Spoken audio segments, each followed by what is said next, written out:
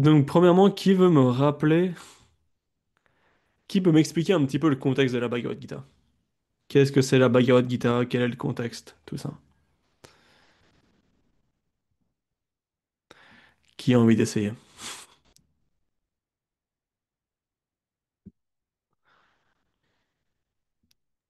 Allez, j'essaye. Nice. Ah. Je dirais qu'elle fait partie déjà d'un texte beaucoup plus large, qui est le Mahabharata, qui a été écrit par Ved Vyasa.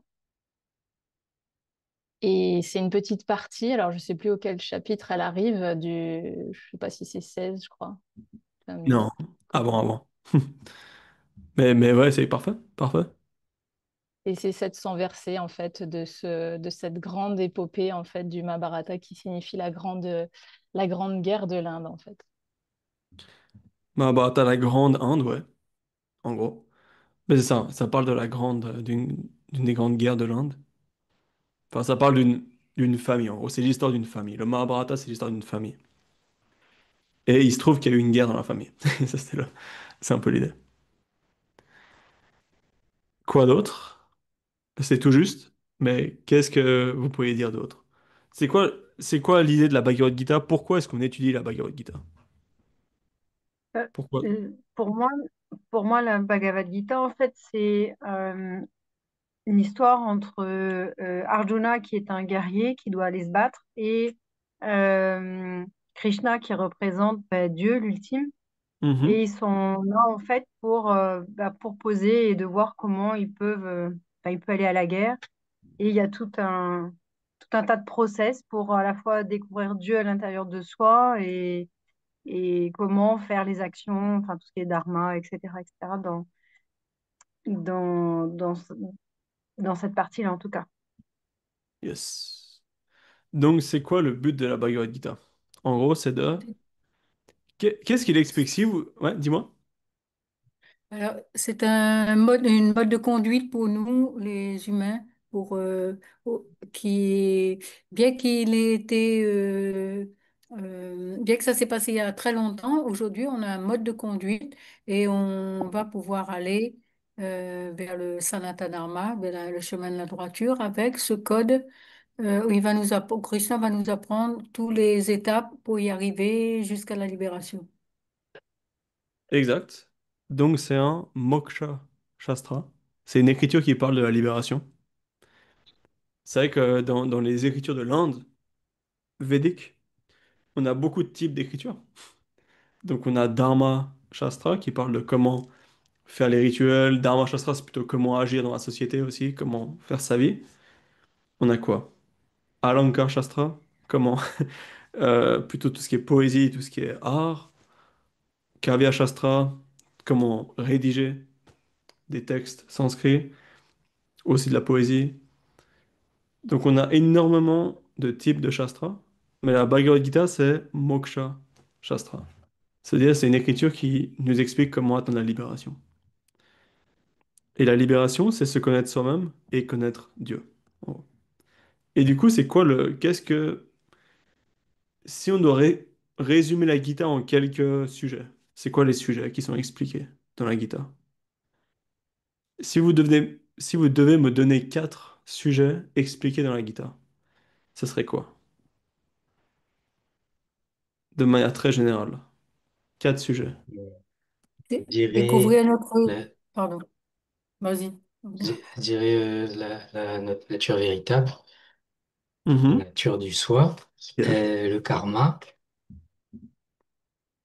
et ça m'est sorti de l'esprit. Il parle aussi de l'être suprême, Yes. Et le et ouais, dharma. voilà, moi j'en vois trois. Ouais, le dharma peut-être. Ok. De ceux que tu as dit, il y en a deux, enfin trois qui... Tout est juste, hein, c'est complètement... C'est correct. Mais je dirais donc, ça parle de l'âme et de Dieu. Deux choses. Mais en tête, j'ai deux autres choses qu'on pourrait amener. Deux autres sujets qui sont importants. En lien avec ces deux choses. De la relation entre l'âme et Dieu, Ok, c'est le troisième. Et c'est quoi le quatrième? comment se libérer, comment trouver Ben, comment aller vers Comment cette l'atteindre? libération? Comment atteindre, c'est Comment ça, l'atteindre? c'est ça l'idée. Donc, dans la Gita, Krishna il explique l'âme, Dieu, la relation qu'ils ont et comment atteindre cette réalisation. Évidemment, il y a énormément de sujets. Comme Uddhavadas, il a dit le karma, on a aussi le dharma, prakriti, le monde matériel, tout est expliqué. Tous les sujets sont touchés plus ou moins. Mais, spécialement, ces quatre choses, je dirais. Et le Mahabharata, donc la Bhagavad Gita, elle vient du Mahabharata. Et le Mahabharata, c'est encore plus extrême. C'est dit que. Ah, faut que je me souvienne de comment le formuler. C'est dit qu'en gros,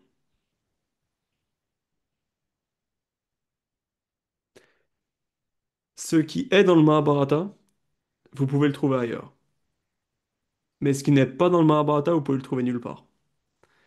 En gros, ça veut dire quoi? Ça veut dire que tout est expliqué dans le Mahabharata. Vedavyasa, quand il a compilé cette écriture, qu'il l'a mis par écrit, il a inclus toutes les facettes de la vie humaine. Et le cœur du Mahabharata, c'est la Bhagavad Gita. Donc vraiment important ce texte de 700 versets, qui est tellement important qu'il est devenu un peu la Bible philosophique de l'hindouisme. Bien que ce soit pas le même concept, on n'a pas de concept d'une seule écriture, mais si on doit présenter l'hindouisme avec une seule écriture, très certainement la philosophie sera la Bhagavad Gita. Qu'on soit Vaishnava, qu'on soit Shivaite, qu'on soit Shakta, peu importe, il y a des commentaires sur la Bhagavad Gita de toutes les traditions. Hein. Ça, c'est quelque chose qui est intéressant. Abhinavagupta, un grand Shaivite, qui a créé le Cachemire, le shivaïsme du Cachemire. Lui, il a écrit un commentaire sur la Bhagavad Gita. C'est un des plus connus aussi. Ouais. Chaque tradition a un commentaire sur la Bhagavad Gita, quasiment. Apparemment, Savishwananda a donné les commentaires 2 fois. Donc, c'est quelque chose vraiment, c'est l'essence du Sanatana Dharma est vraiment pris là-dedans, dans la Gita.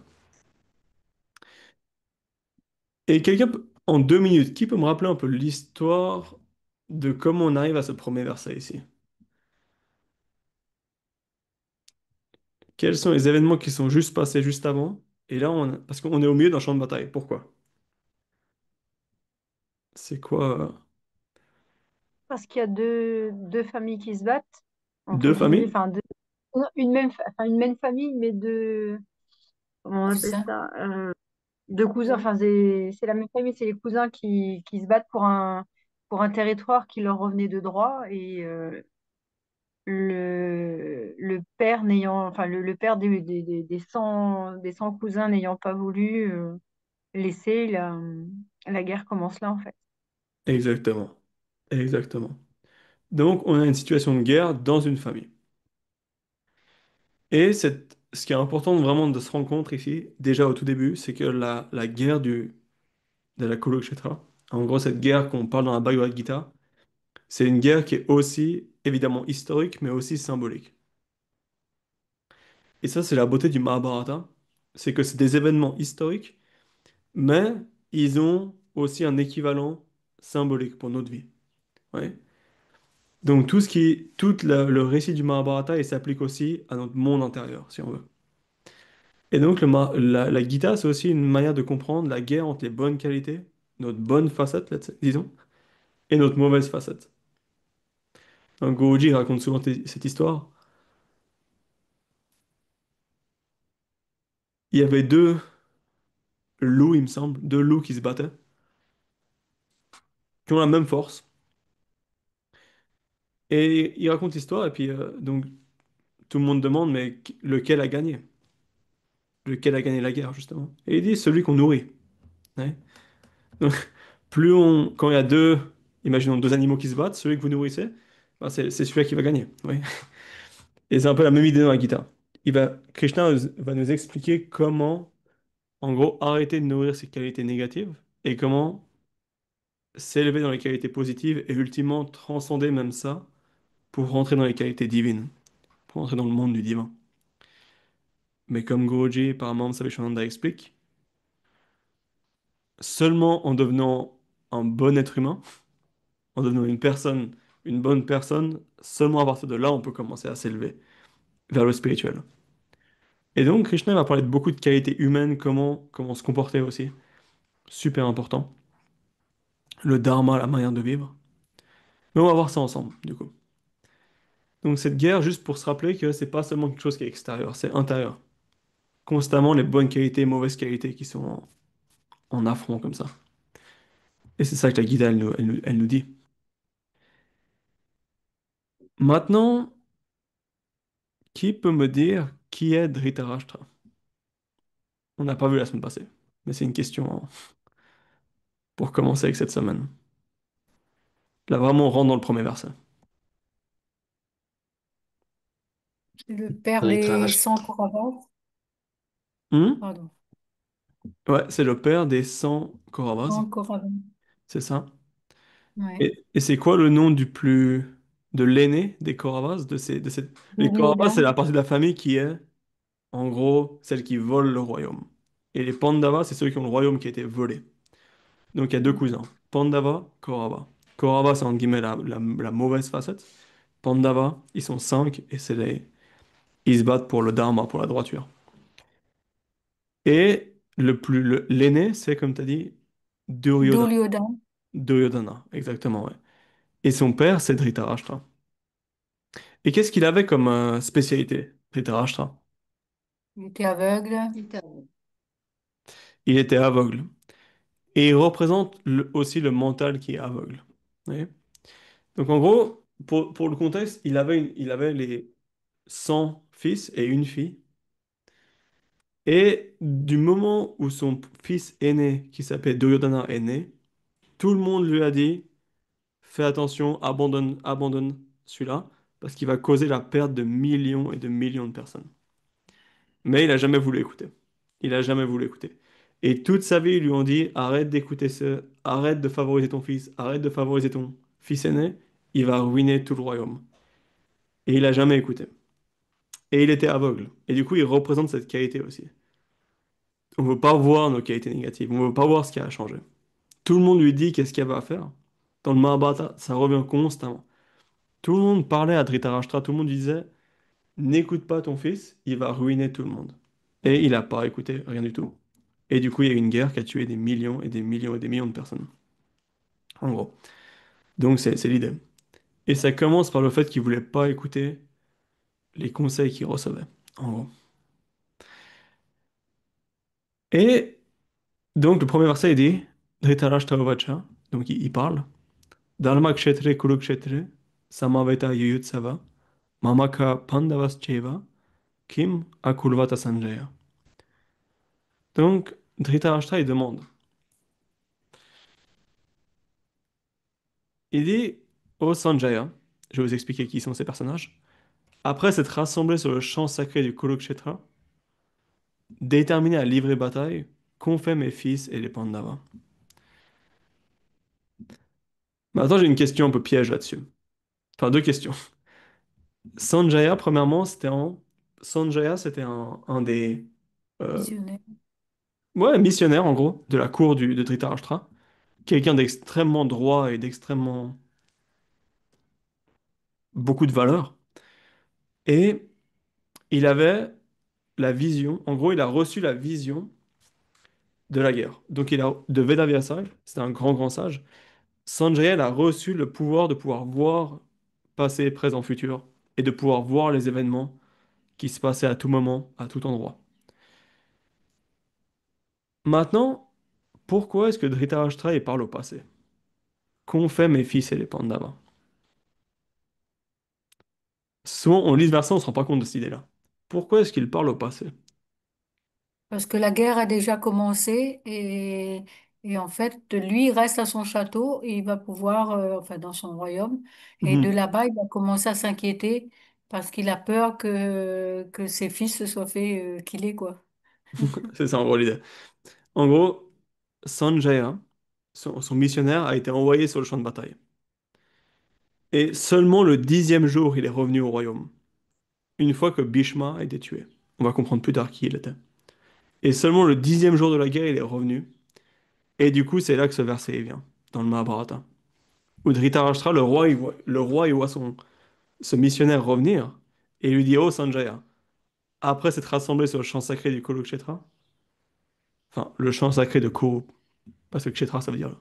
Kshetra, si jamais, ça veut dire le champ, donc... Enfin, pour la traduction, quoi. Après s'être rassemblés sur le champ sacré de Kuru, en gros, c'est ça, de ce royaume, de cette lignée, déterminé à livrer bataille, qu'ont fait mes fils et les Pandavas? Donc il pose cette question. Et Sanjaya, il a cette vision, il peut voir, et du coup, il lui raconte tout ce qui s'est passé. Et il commence par lui raconter le tout début de la guerre, avant que ça commence. Et en gros, avant qu'il commence, on va pas regarder tous les versets ensemble parce que c'est pas nécessaire pour ce soir. On a 1 heure, donc je vais parler là-dedans. Mais en gros, ce qui se passe, c'est que Duryodhana, le fils, il est, il va sur le champ de bataille et il commence à essayer de pousser le général de son armée. Il commence à essayer de booster son armée. Il dit, regardez, on a tous les plus grands guerriers. Notre armée, elle est beaucoup, beaucoup plus grande que tout le monde. Ouais. Faut comprendre que l'armée des Kauravas était immense. Immense, immense, immense. Ils avaient énormément de gens qui étaient venus se battre pour eux. Et les Pandavas aussi, mais beaucoup moins. Pourquoi? Parce que les Pandavas, ils n'avaient pas l'armée de Krishna avec eux. L'histoire, c'est que Krishna, il avait dit deux choses. Il avait dit, parce que c'était des cousins. Donc Arjuna, c'était avec les Pandavas, et Duryodhana était avec les Kauravas.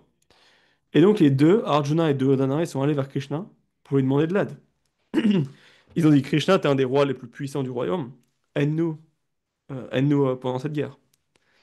Et du coup, ils se sont demandé, mais quel côté il va choisir? Et en gros, pour faire court, son armée, elle est allée avec Duryodhana, mais lui-même, il est allé avec Arjuna. Donc, si vous voyez, on a ces deux armées des deux côtés. Une où il y a Krishna et Arjuna, et beaucoup, beaucoup de soldats, et l'autre qui est immense parce qu'elle a l'armée de Krishna avec elle. Ouais. Et on a ces deux situations-là. Et Duryodhana qui a cette immense armée, et vous inquiétez pas du tout avec les termes ici. C'est le seul chapitre qui est comme ça. Ouais. Parce que c'est encore dans le contexte du Mahabharata, c'est vraiment dans le contexte du texte. Donc, il y a plein, plein, plein de noms qui viennent, plein de... Le nom des conches aussi. Tout ça, vous inquiétez pas du tout. Il n'y a pas besoin d'apprendre, c'est juste quelque chose de contextuel dans le Mahabharata. Dès qu'on arrive dans le chapitre 2, il n'y aura plus aucun de cela. Donc, c'est pour ça que j'y passe un peu plus vite. En gros, ce qui se passe, c'est que Duryodhana, il vient, et il va vers son général qui est Dronacharya. Et il commence à lui expliquer comment son armée, elle est immense, elle est grande, parce qu'il veut, en gros, il veut motiver ses troupes. Pourquoi? Pourquoi essayer de motiver les généraux, tout ça? Parce que le problème, c'est que Duryodhana, toute sa vie, il a été complètement corrompu. Et tout le monde savait ça. Ouais. Nos qualités négatives, on les connaît. Ouais. Et tout le monde, on peut les voir. Ouais. Et du coup, l'idée, c'est ça, c'est que tout le monde savait que ça allait pas aller pour lui. Même si son armée était immense, tout le monde savait que le dharma allait pas être de son côté. Vous voyez? Le divin allait pas être de son côté. Dieu, a comment il avait fait cette guerre, comment il a créé cette guerre, tout ça. Et du coup, Duryodhana, il le sait aussi. Et aussi, il comprend que les généraux de son armée, ils adorent les Pandavas. Vous voyez, c'est une seule famille qui est divisée en deux. Et le truc, c'est que tout le monde a de l'affection pour les Pandavas. Pour Arjuna, pour Krishna. Enfin, Krishna, c'était pas un Pandava, mais en gros, pour tous ces 5 frères, ces 5 cousins, pour Krishna, pour toute l'armée, ils ont de l'affection pour eux. Et du coup, Duryodhana, ce qu'il essaie au tout début, il essaie de motiver tout le monde à avoir cette colère contre les Pandavas. Vous voyez? Parce que sinon, il se dit, si je fais pas ça, ils vont pas se battre vraiment. Vous voyez? Ils vont favoriser les Pandavas. Et du coup, il commence à expliquer comment son armée est tellement grande, tellement puissante, tout ça. Vous voyez? Mais ce qui se passe juste après, et on va faire plutôt comme ça. Je vais vous partager dans le chat, verset par verset. C'est plus simple. Vu qu'on fait pas tous les versets de toute manière. Vous pouvez voir dans le chat? Ouais? Plus ou moins? Oh, ok. On peut faire comme ça.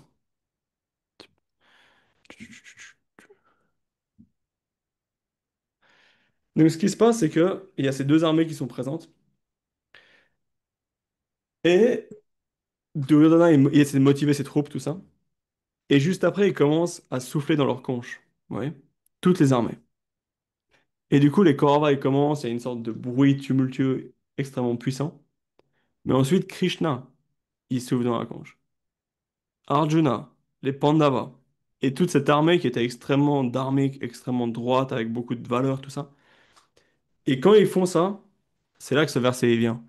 Il y a un rugissement tumultueux qui résonne du ciel à la terre. Et en gros, ce qui se passe, c'est que le son il est tellement fort.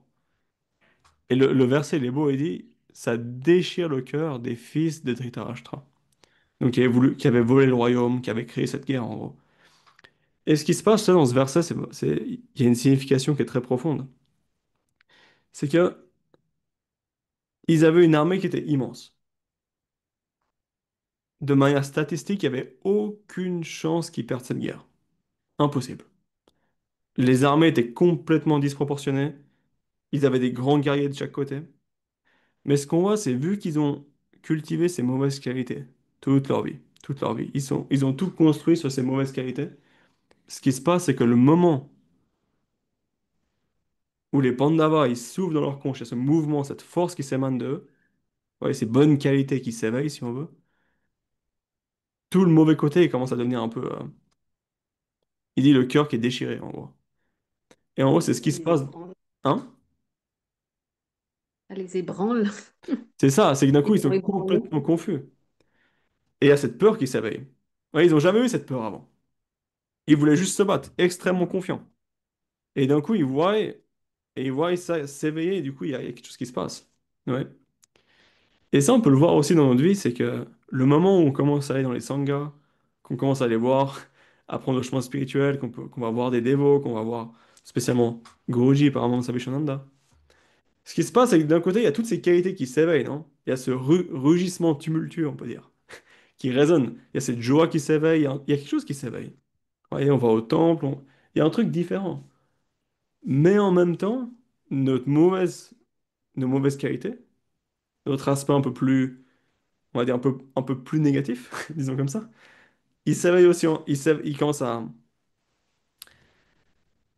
être déchiré, on va dire.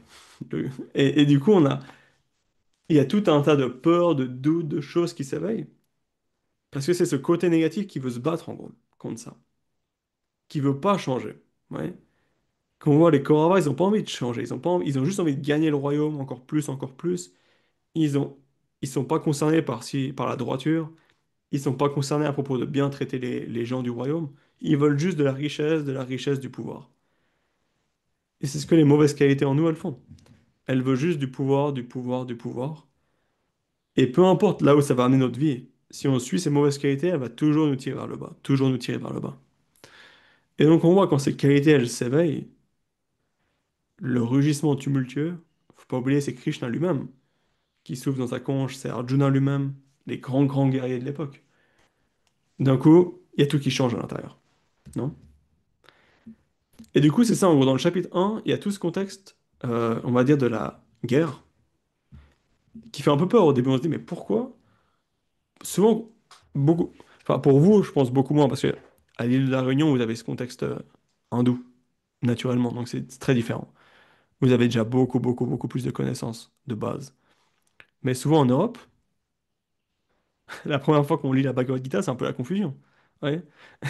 C'est tout le monde on va acheter le livre et puis on se dit, ok, un livre sacré, tout ça, le plus important de l'Inde, on s'imagine l'hindouisme complètement, ouais, ahimsa, que des sages avec une grande, grande barbe qui méditent sous les arbres. Et d'un coup, on ouvre la guitare, ça commence par une guerre, les conches, le rugissement tumultueux, les fils de lui, des millions de personnes de chaque côté, des armées pas possibles. Et tout le monde est confus. Ils se disent, mais pourquoi est-ce qu'il doit faire ça? C'est quoi le but de tout ça? Et c'est là qu'on voit que la Bhagavad Gita, c'est beaucoup plus profond que ça. C'est vraiment comment atteindre cette réalisation du divin, du soi aussi, donc de soi et du divin, plus tard, de manière dans sa vie, dans son dharma. Ouais. Quand il parle du milieu du champ de bataille, ça nous montre que la Gita, c'est pas un texte qui s'adresse seulement à ceux qui vivent à l'ashram, ceux qui vivent au temple, ceux qui vivent dans la forêt. Il y a plus beaucoup de gens qui vivent dans la forêt maintenant, mais vous voyez ce que je veux dire. C'est pas pour des gens qui ont pris sannyasa et qui vivent à l'extérieur du monde. C'est un texte qui parle de comment se comporter au milieu d'une guerre. Ouais. Et cette guerre, elle représente la vie qu'on vit. Donc, dans notre dharma, dans notre devoir, dans notre travail, dans notre famille, peu importe, c'est là qu'on fait le... C'est là que le dharma, il se passe. Et c'est là que la Gita, elle se passe. Comment réaliser Dieu dans cette vie, premièrement, dans le devoir qui a été donné. Arjuna, c'est un guerrier, comment est-ce qu'il peut réaliser Dieu dans cette guerre? Ouais. Au milieu de cette guerre. Et ça la beauté et la profondeur du texte de la Bhagavad Gita. Et ça, vous allez voir, ça va revenir tout le temps, tout le temps, tout le temps. Mais déjà, dans le chapitre 1, on a cette idée-là.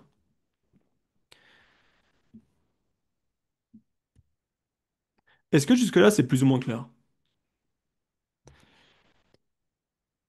Ouais.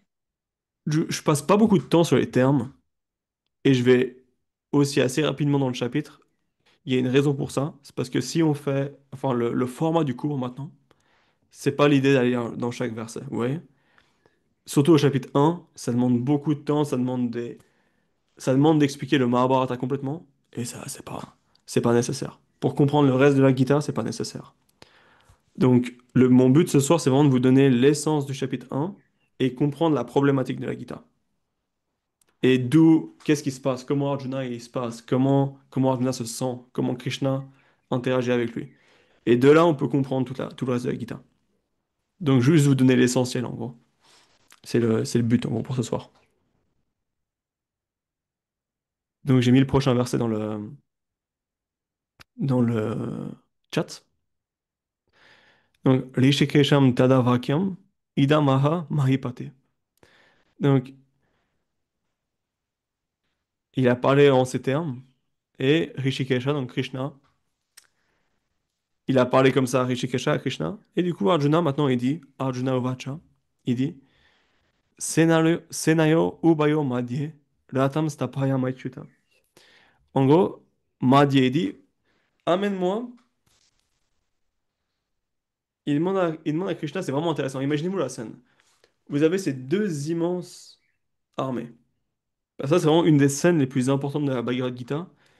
Et si vous marquez Bhagavad Gita sur Google, sur n'importe quel, par exemple Google ou peu importe, toutes les images, les peintures, c'est de cette scène.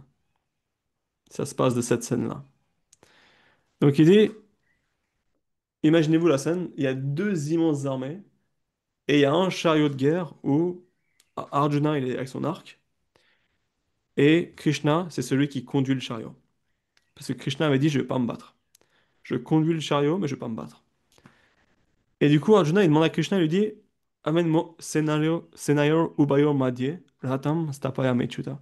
Il dit, amène-moi au milieu du champ de bataille. Pourquoi? Parce que je veux voir les guerriers de chaque côté. Ouais. Donc Arjuna, extrêmement confiant, il dit à Krishna, amène-moi au milieu du champ de bataille. J'ai envie de voir en face contre qui j'ai à me battre. Donc, de nouveau, c'était un des plus grands guerriers de l'époque. Quand on lit le Mahabharata, vous voyez qu'il est extrêmement, extrêmement valeureux et puissant, tout ce que vous voulez. Et donc Krishna il dit OK. Et il commence à amener les chevaux avec le char au milieu du champ de bataille. Et du coup, Arjuna, qu'est-ce qui se passe? Il commence à voir l'armée, il peut voir les visages, vous voyez. De loin, il pouvait seulement voir des soldats. De loin, il pouvait juste voir des visages un peu floutés comme ça. Mais d'un coup, il arrive devant et il voit contre qui il a à se battre, vous voyez. Parce que c'est ce qu'il demande. Il dit, j'aimerais voir exactement contre qui tu dois me battre. Et donc, c'est ce qu'il fait. Et d'un coup, il voit dans l'armée, qu'est-ce qu'il voit? Qu'est-ce que vous pensez qu'il voit? Il Sa voit sa famille, ses famille, cousins. Ben, c'est ça. ses Il voit sa professeurs. Il voit ses professeurs qui l'ont éduqué quand il était petit. Il voit sa famille. Il voit des gens qu'il a connus. Il voit des rois qu'il a côtoyés. Il voit des conseillers des royaumes, tout ça. Il voit des gens qu'il connaît.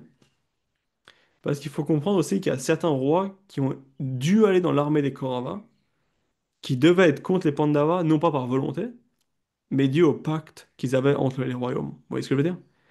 dû à des affaires, des business politiques, ils n'avaient pas le choix, ils devaient aller dans cette armée-là. Et c'est pour ça que, au début de la guitare, les versets qu'on a vus avant, Duryodhana, ce fils qui a ce côté extrêmement mauvais, qui a créé cette guerre en gros, il commence par essayer de motiver tout le monde à se battre. Parce qu'il sait que les gens qui sont là, ils veulent pas se battre contre les Pandavas. Tout le monde aimait les Pandavas. Il y a juste lui, Duryodhana, qui détestait tout le monde. Et du coup, il essaie de motiver tout le monde à se battre. Parce qu'il sait que des gens comme Bhishma, ces grands sages, jamais ils se battraient contre les Pandavas. Sinon, naturellement. Mais en gros, c'est ce qui se passe. Il l'amène au milieu du champ de bataille, d'un coup, il voit sa famille, il voit ses professeurs, ses amis, tout ça. Et qu'est-ce qui se passe? D'un coup, Il n'a plus envie de se battre. d'un coup, il a plus envie de se battre. D'un coup, il voit tout ce qui est en face de lui, et il a plus du tout envie de se battre. Et toute sa puissance, tout ça, fini. Complètement fini. Et il trouve des excuses. Mais en gros, ce que ça nous montre, ça, et c'est une des images les plus fortes de la... J- Hein? J'ai une question. Dis-moi. Alors, est-ce qu'il a plus envie de se battre ou alors il se remet en question? Est-ce qu'il a vraiment plus envie de se battre ou c'est juste une remise en question Non, à ce moment-là, de... il a plus envie de se battre. À ce Ouais. moment-là, il dit, on va le voir, le dernier verset du chapitre. Il dit, je me battrai pas. Il a plus envie de se battre parce que d'un coup, il y a il y a un élan de compassion qui s'éveille. Il y a une sorte de compassion qui s'éveille, mais qui est mal placée. Qui est pas pour la bonne raison, qui est pas au bon endroit, pour le bon moment. On va y venir avec ça. Mais non, du coup, d'un coup, il a ce... Oui, le chapitre s'appelle comment? C'est quoi le nom du chapitre? On va voir si vous Les avez la réponse. lamentations, Arjuna. Et en sanskrit? euh, Asana Visada Yoga. Vishada Yoga. Vishada, ça veut dire quoi? C'est-à-dire les lamentations. Lamentation. Lamentation, la Lament- détresse. La détresse, en gros.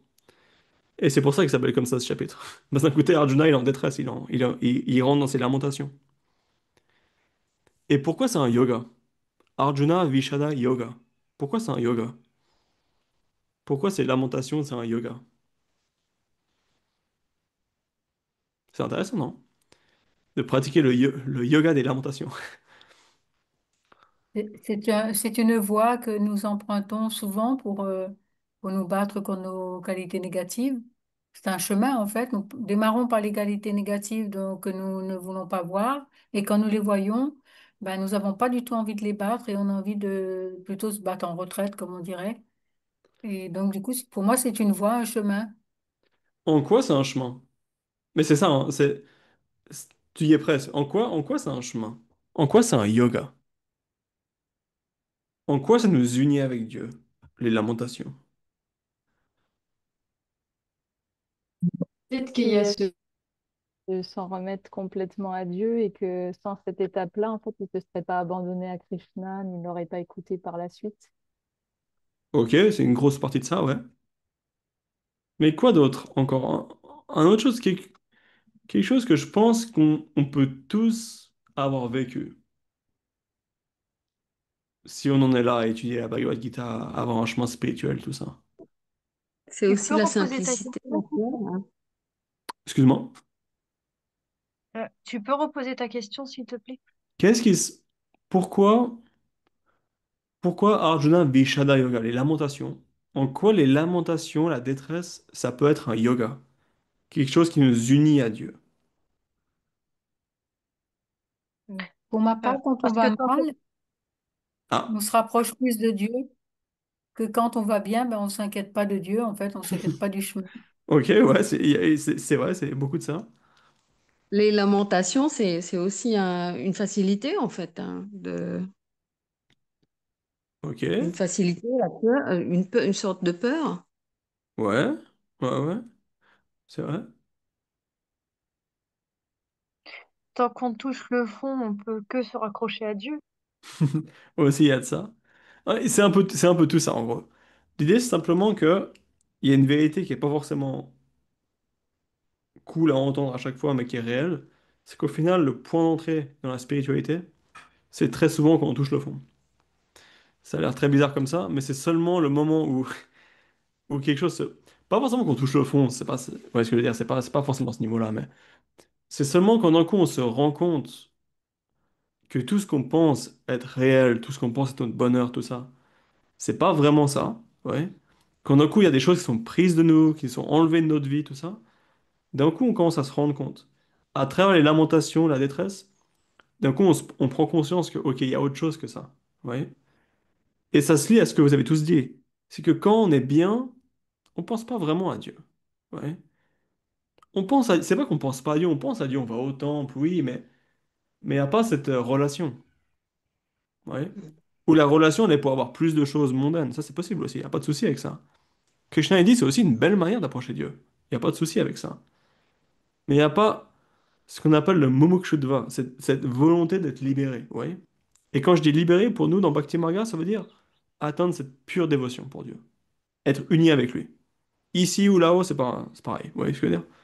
Atteindre cet état de béatitude. Cette envie, elle vient seulement quand on se rend compte que la joie qu'on a, c'est pas suprême. Ouais. Parce que souvent, tant qu'on n'a pas... tant qu'on n'a pas les choses qui ont été enlevées, les choses difficiles qu'on a vécues, on se rend pas compte que les joies qu'on a, c'est éphémère. Vous voyez ce que je veux dire? On pense que ça va durer. On sait que ça va pas durer. Mais on pense que ça va durer. Ouais. Le mental, il joue ce jeu. Et ce qui me vient en tête, c'est un des plus beaux versets du Mahabharata. On est pleinement dans le contexte ici. Et de manière intéressante, c'est sûrement une des choses, les premières choses que j'ai lues de ma vie sur l'hindouisme. Parce que quand je vivais en Suisse, à Genève, je sais pas, je devais avoir 15 16 ans, mon père, il avait un livre sur l'hindouisme.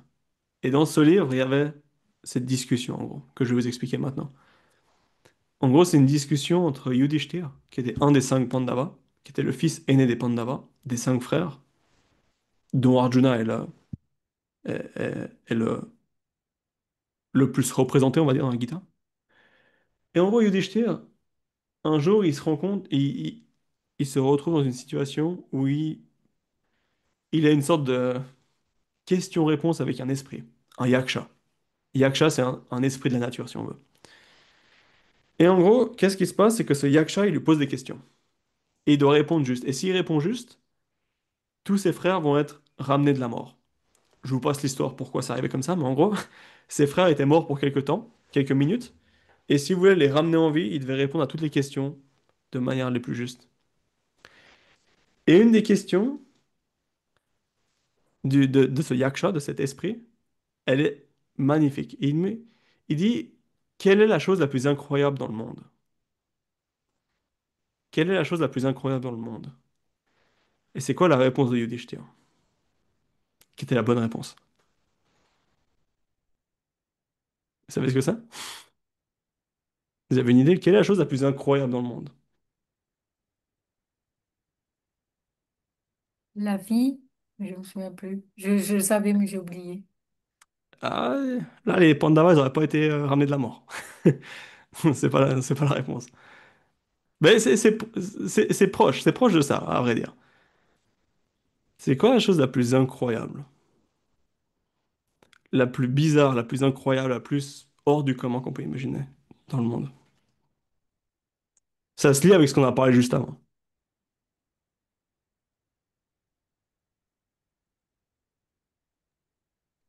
Être avec son Sadhguru. Oui, ça, effectivement. Rencontrer le maître spirituel, le Sadhguru, c'est la chose la plus incroyable. Mais dans le contexte du Mahabharata. C'était- C'est c'est- c'est pas incroyable dans le sens magnifique, c'est dans le sens le plus bizarre, on va dire. Quelle est la chose la plus... qu'on arrive... Ouais, la plus... Comment on peut dire? Stupéfiante ou la plus... La mort? Ah, ça pourrait, mais c'est... Donc on a la vie, la mort. C'est un mélange des deux. C'est exactement un C'est le mélange des deux. souffle, Hein? le souffle, la respiration, je ne sais pas. Le prana, ça pourrait, mais c'est... Non, c'est encore autre chose. Quelle est la chose la plus bizarre, la plus incroyable, la plus stupéfiante dans le monde, on va dire? Oh, je vais vous dire, hein.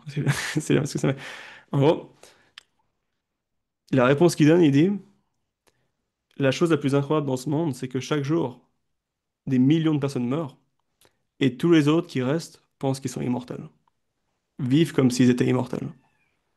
Et il dit, c'est le plus grand des mystères, c'est la chose la plus incroyable dans ce monde. Et c'est juste C'est vrai. exactement la vérité de notre vie. C'est vrai. C'est que d'un coup, on vit notre vie et on sait très bien que ça va pas durer longtemps. Non. Dans le Srimad Bhagavatam, une des Écritures, je crois que j'avais dit l'autre fois, c'est dit le soleil se lève et se couche constamment. On aime bien regarder le coucher de soleil, le lever de soleil, mais il dit ce soleil, il consume notre vie. Il consume notre vie. Et il dit le seul moment qu'on arrive à sauver, c'est le moment où on se rappelle de Dieu. Tout le temps où on se rappelle de Dieu, qu'on s'immerge en Dieu, c'est des moments qu'on sauve, qui sont extrêmement auxquels on donne la plus grande valeur. Tout le reste, c'est juste brûlé par le passage du soleil. C'est comme ça qu'ils disent. Et en gros, c'est l'idée, c'est que,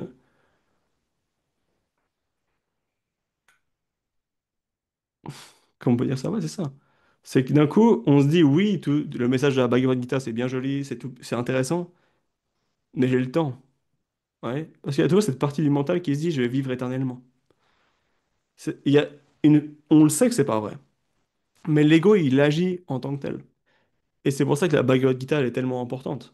Parce elle vient nous donner une manière de vivre où on peut vraiment valoriser la vie qu'on a.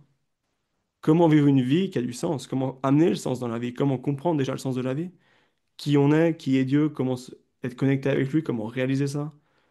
Oui. C'est un manuel pour ça, justement. Et réaliser les choses telles qu'elles sont.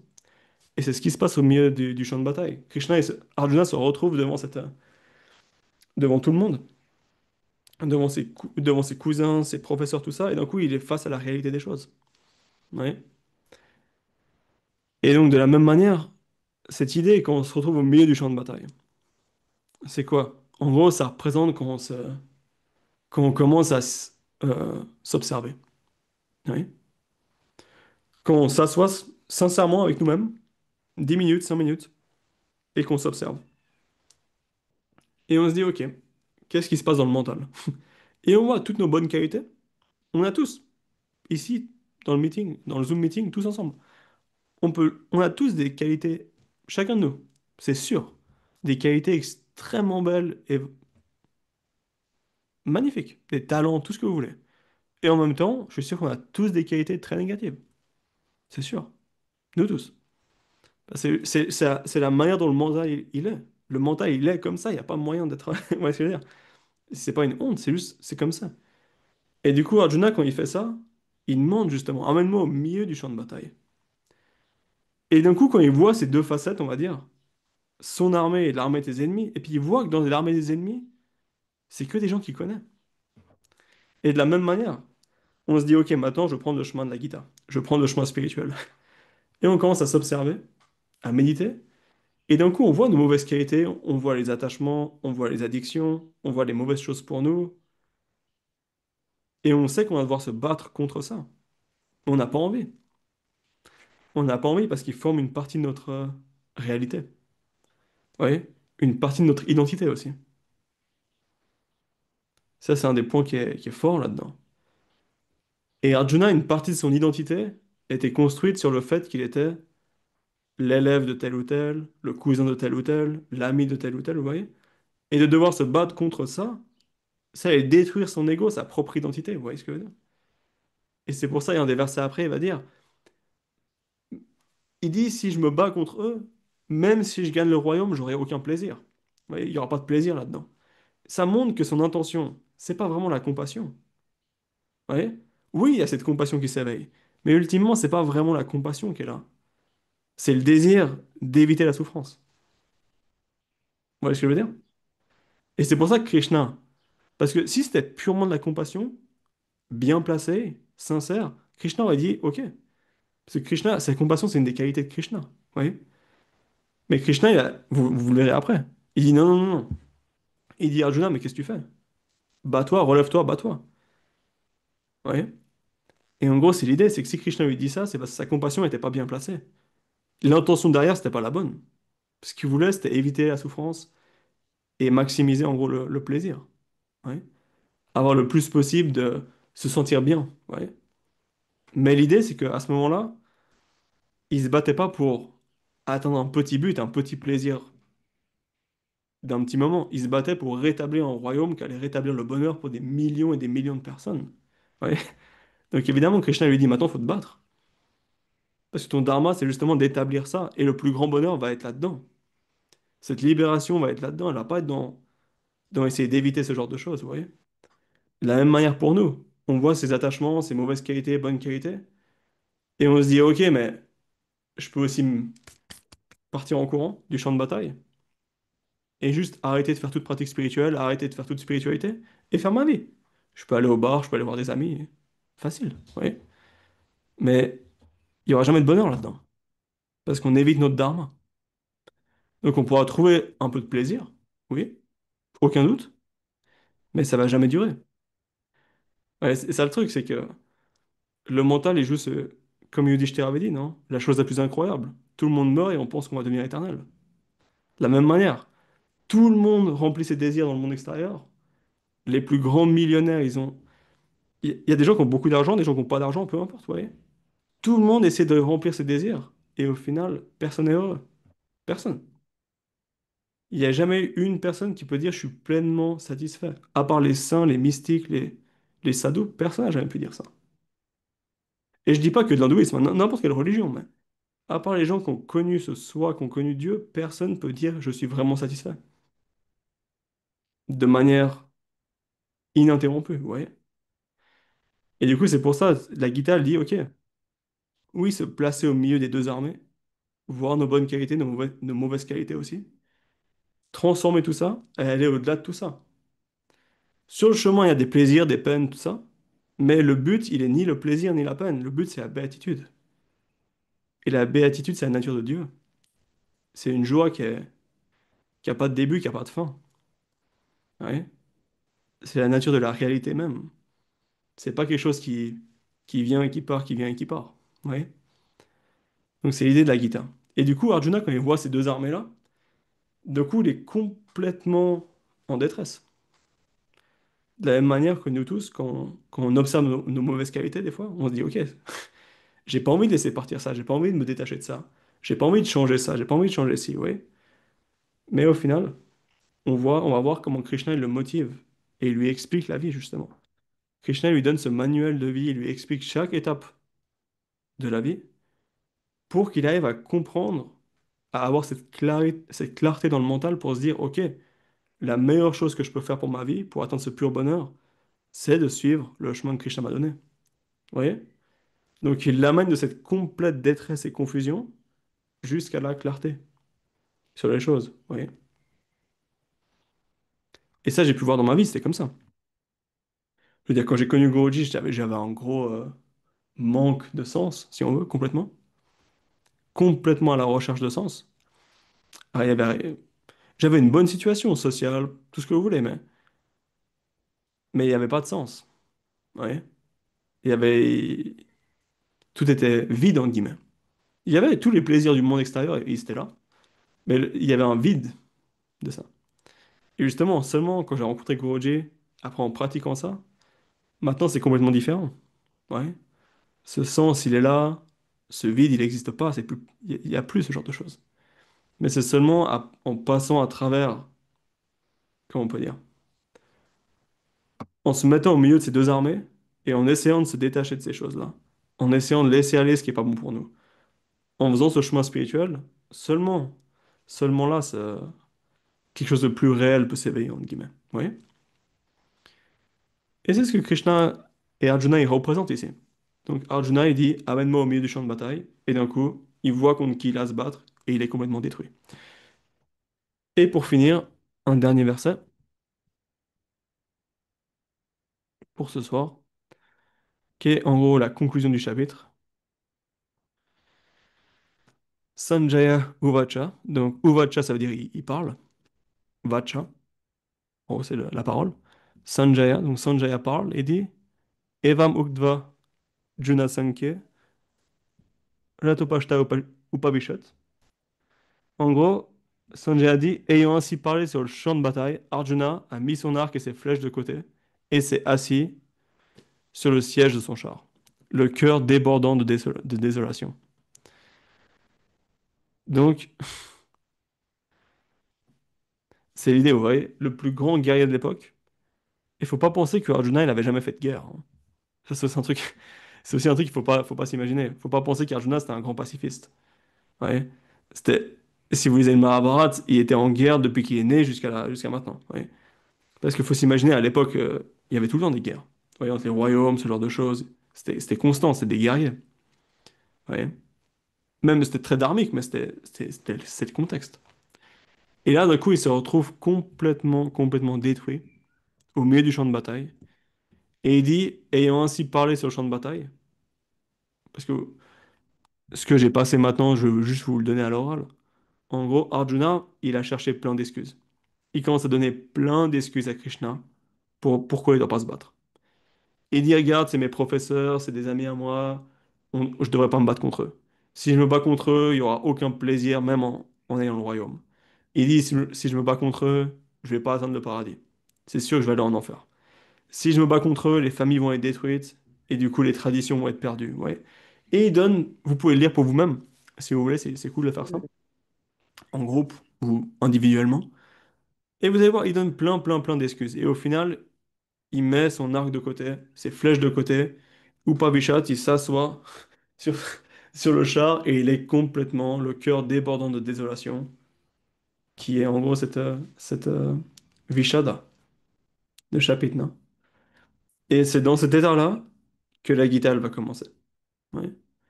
Et en gros, c'est l'état où c'est là où ça représente comment on commence le chemin spirituel souvent. D'un coup, il y a une situation qui se passe, des choses qui sont enlevées de notre vie ou peu importe. Et d'un coup, il y a cette désolation qui vient. Et en même temps, dans cette lamentation, on va dire, il y a la vérité aussi qui d'un coup, qui surgit. Ouais. Il y a une sorte... Cette vérité, elle peut prendre... D'un coup, elle peut s'émerger un petit peu. Ouais. Parce que l'ego, il a été ouvert, ébréché, si on veut. Et du coup, cette vérité peut passer un petit peu à travers. Ouais, quand on est en pleine détresse, on n'est pas très égoïste. Et c'est pas le moment où on est extrêmement fier de. Donc l'ego, il est pas très fort à ce moment-là. Et du coup, la vérité aussi de qui on est peut se refléter beaucoup plus. Et c'est ce qui va se passer du coup. On voit Arjuna, il est détruit sur le champ de bataille. Ben, de cet état-là, il va demander à Krishna, il va dire, s'il te plaît, explique-moi comment aller au-delà de ces lamentations, de cette détresse. Et dû à cette question de Arjuna, ça a donné lieu à la Bhagavad Gita. Parce qu'il a posé la bonne question au bon moment à la bonne personne, qui était Krishna. Ouais. Et il a dit à Krishna, s'il te plaît, toi tu peux savoir, enseigne-moi. Dis-moi comment vivre ma vie. Dis-moi comment enlever cette confusion de ma tête, en gros. Et la Gita, c'est ça. C'est comment atteindre cette clarté dans la vie, cette compréhension de comment faire notre vie, tout ça, pour atteindre ce pur bonheur, qui n'est pas seulement passager, mais qui est constant, qui est toujours là à chaque moment, quoi. C'est l'idée. Donc voilà pour ce soir. Est-ce que vous avez des questions? Moi, j'ai une petite question. Ouais, ouais. C'est au niveau du timing de la guerre. Donc, l'histoire commence et est comptée à partir du 11e jour de la guerre. Dixième jour. 10e jour, ouais. Et il s'est passé quoi pendant les 10 premiers jours? En gros, ce qui s'est passé, les premiers jours, ils se battent, et après, t'as chaque jour la mort d'un des guerriers. En gros, il y a plein de généraux dans les armées. On a vu les noms justement dans les versets avant, mais ça commence avec Dronacharya, avec... Qui c'est qui meurt en premier? Abhimanyu, le fils de Arjuna. Ouais. En gros, il y a plein de... Le Mahabharata, à ce moment-là, il devient divisé en plusieurs grands chapitres. Et chaque chapitre, il parle de la mort d'un des grands guerriers. En gros, ça se passe comme ça. Il y a les deux armées, et chaque fois, ils mettent un général en avant. Et quand il y en a un qui meurt, ils mettent un autre. Ils mettent un autre. Ils mettent un autre. Vous voyez? Et en gros, tous les personnages les plus prominents du Mahabharata, ils meurent tous un par un comme ça. Mais c'est pas les plus... Ils sont extrêmement importants. C'est extrêmement profond comme histoire. Mais le dixième jour, il y a Bhishma. Et Bhishma, c'est le cœur du Mahabharata. Toute l'histoire du Mahabharata, elle est pas à cause, mais elle est en gros autour de Bhishma. Bhishma, c'est cette personnalité. Peut-être qu'on passera un petit moment là-dessus un jour. En gros, Bhishma, c'est cette personnalité qui avait, pour que son père puisse se marier avec une nouvelle femme, après avoir perdu sa femme, pour pouvoir se marier, il a pris le vœu de célibat. En gros, il a dit, peu importe, il a dit, toute ma vie, je serai brahmachari, célibataire. Mais c'est lui qui devait prendre le royaume, vous voyez? Mais vu qu'il a pris ce vœu, il n'est pas devenu roi. Il a sauté une génération, si on veut, ouais. C'est pas lui qui a pris, c'est ceux qui sont venus après lui. Mais le problème, c'est que c'était lui qui était censé faire ça. Et du coup, toute l'histoire, elle commence autour de lui, justement. Et du vœu qu'il a fait. Et en gros, il a fait le vœu de toujours protéger le royaume, le trône de Hastinapur, cette lignée. Mais le problème, c'est que c'est tout à propos du dharma. Tiens, c'est tout à propos du dharma.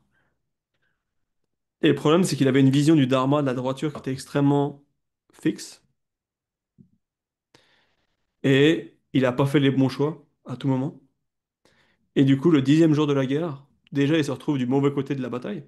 Il se retrouve avec les Kauravas. Et du coup, il se fait tuer le 10e jour. Il meurt pas le 10e jour, parce qu'il avait le don, en gros, de pouvoir mourir quand il veut. Donc, il reste sur le champ de bataille, il s'est dit, un lit de flèche.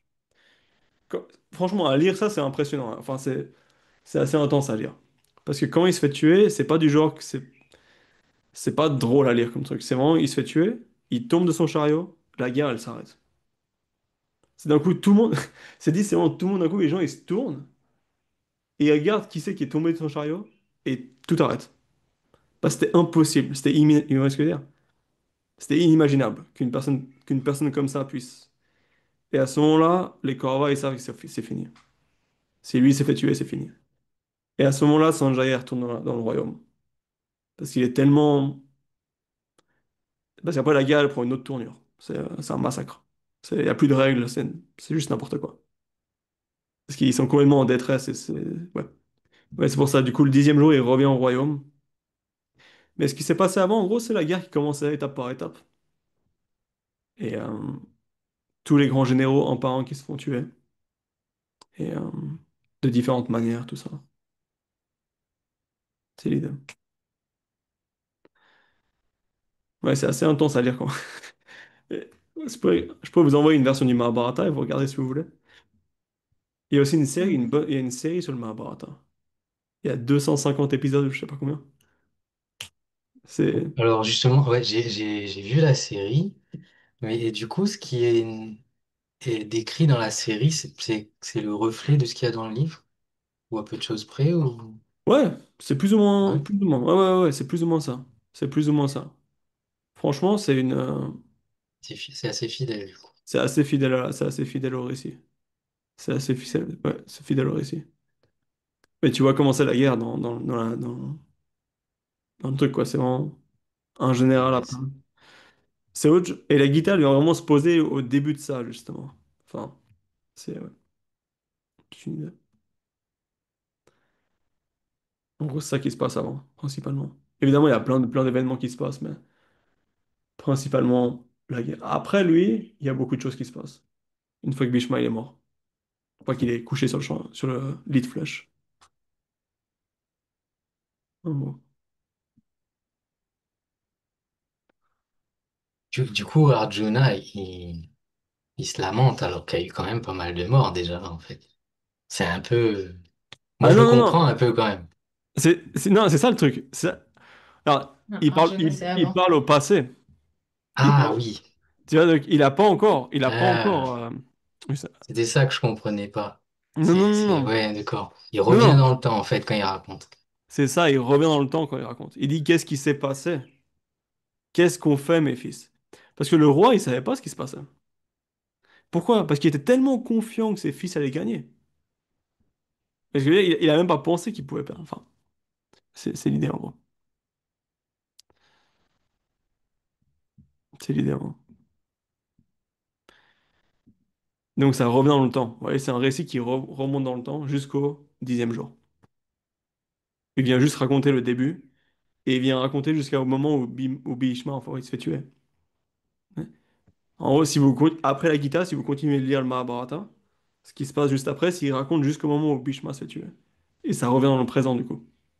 D'un coup, c'est le présent, ouais, c'est plus les visions, c'est ce qui se passe.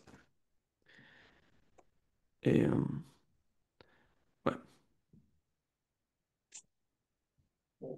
Est-ce que, j'ai une question, est-ce que Sanjaya retrace à Dhritarashtra le récit de Krishna à Arjuna et l'enseignement de ce fait? Yes. En gros, Ok, c'est ça. C'est que Dhritarashtra, il écoute en gros l'enseignement que Krishna a donné à Arjuna. ok. Donc la Gita, c'est pas seulement ce que Krishna a dit à Arjuna, c'est ce que Krishna a dit à Arjuna à travers les yeux de Sanjaya. Les yeux, ok. Il n'a pas Et forcément qui a été parlé. mis enfin, ouais, à travers la vision de Sanjaya. Et ça a été mis par écrit par Vedavyasa, sous la forme de versets. Ouais, c'est ça en gros, la Gita. Parce que le Mahabharata, c'est une poésie. 100 000 versets, mais c'est une poésie. En gros. Qui raconte justement ces événements qui sont passés, cette guerre, dont la Gita fait partie. Donc, ça. Ok. Moi, j'avais Mhm. une question. Vendredi dernier, tu disais que Sankhya Yoga, comment dire, la définition de Sankhya Yoga, c'était compter, quelque chose comme ça. Yes. Euh, et sur la liste que tu nous as donnée, Sankhya Yoga, c'est le yoga de la connaissance analytique. Comment Ça tu peux veut dire- relier les deux? C'est quoi le lien entre et ça veut compter et dire là? discernement. Ouais. Comment est-ce que tu peux relier les deux? C'est ça que ouais, j'ai pas. Comment est-ce que en gros, dans le Sankhya, tu gagnes le discernement en énumérant tous les éléments de la réalité. Tu vois? Ok. C'est pour ça que ça s'appelle Sankhya. Tu comptes. Prakriti, la substance matérielle, elle se crée en 24 éléments. On peut en parler peut-être une fois dans la Gita qu'on arrive à là. 24 éléments. Ok, il y a un 25e, l'Atma, l'âme. 26e, le Paramatma, la super âme, Dieu. Oui, ça le Sankhya. Et l'idée, c'est que quand on arrive à comprendre tous ces éléments, les 25 éléments de la réalité, l'idée du Sankhya, c'est de réaliser je suis pas ça, je suis différent de ça. Oui. Donc, l'idée, c'est on énumère tous les éléments de la réalité, un par un, par un, par un, et on réalise Anyo Ham, je suis différent de ça. Oui. Et on réalise l'Atma, l'âme. C'est pour ça qu'on appelle Sankhya, on appelle ça le discernement, mais en gros, énumération, compter. Ça a un rapport Ok, avec les merci. voiles de l'illusion. Ouais, ouais, clairement. Le Sankhya. Charira, je sais Ah, plus quoi. lesquels tu veux dire? Les koshas? Ouais, les cochons, oui. Les koshas, ouais, plus ou moins. Plus ou moins. Parce que les koshas, c'est aussi. Enfin, c'est un gros sujet, ça. Mais tu peux dire, en gros, ouais. Tu peux dire. Que les trois premières, en tout cas, c'est ces voiles, justement. Tu vois, la première, c'est quoi? Pranamaya. Excuse-moi. Anamaya. C'est les 5 éléments. Les koshas, c'est les différentes. Comment je peux dire? Les couches de la réalité. Donc la première, c'est les 5 éléments, non? L'eau, le feu, la terre, l'éther, tout ça. Donc ça fait déjà 5 qu'on peut énumérer. Oui. Après, on a le prana. Le prana, c'est aussi 5. Il y a 5 pranas. Après, on a quoi? Après, on a le mental. Le mental, c'est 4 parties. Ouais. Et on énumère tout ce genre de choses. Et on comprend que je suis différent de tout ce que j'ai énuméré. C'est ça l'idée. Mhm. Et volontairement, on va pas dans le Vijnana Maya et Ananda Maya, parce que c'est là qu'il y a des différences. Tu vois? Mais en gros, c'est l'âme et Dieu. Ou bien tu peux dire que c'est l'intellect et le corps subtil, et le corps causal. C'est pas très important, mais en gros, tu as différentes manières de voir ces cochons. Mais pour tout le monde, pour comprendre ça, en gros, c'est les différentes couches qui commencent par le corps matériel, qui va jusqu'au prana, l'énergie de vie, qui va jusqu'au mental, et après qui rentre dans le subtil. Soit on parle de l'âme et Dieu, soit on parle de l'intellect et du karma ou ce genre de choses, comme vous voulez, mais en gros, différentes couches de notre être. Et le Sankhya, c'est ça, c'est on va énumérer tous ces genres de choses et comprendre qu'est-ce qu'on est, qu'est-ce qu'on n'est pas. Ok, Et merci. ça vient au chapitre 2 de la Gita, parce que tant qu'on comprend pas qu'on est l'âme et pas le corps, il n'y a rien qui peut se faire. Ouais, on va jamais commencer un chemin spirituel si on comprend pas ça. C'est seulement qu'on se dit, ok, c'est sûrement, il y a quelque chose là-dedans, ouais, il y a sûrement une vérité là-dedans. Seulement là, on commence à faire quelque chose. Tant qu'on n'a pas une croyance là-dedans, c'est pour ça que Krishna, il m'a expliqué ça en premier. C'est la première chose. Et après la dévotion, tout là, ça se construit là-dessus. En gros.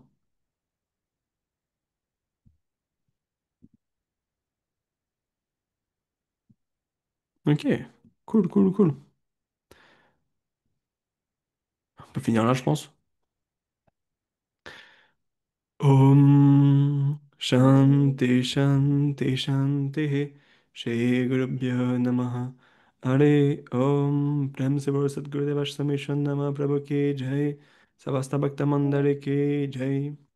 Ok, bonne soirée et à vendredi.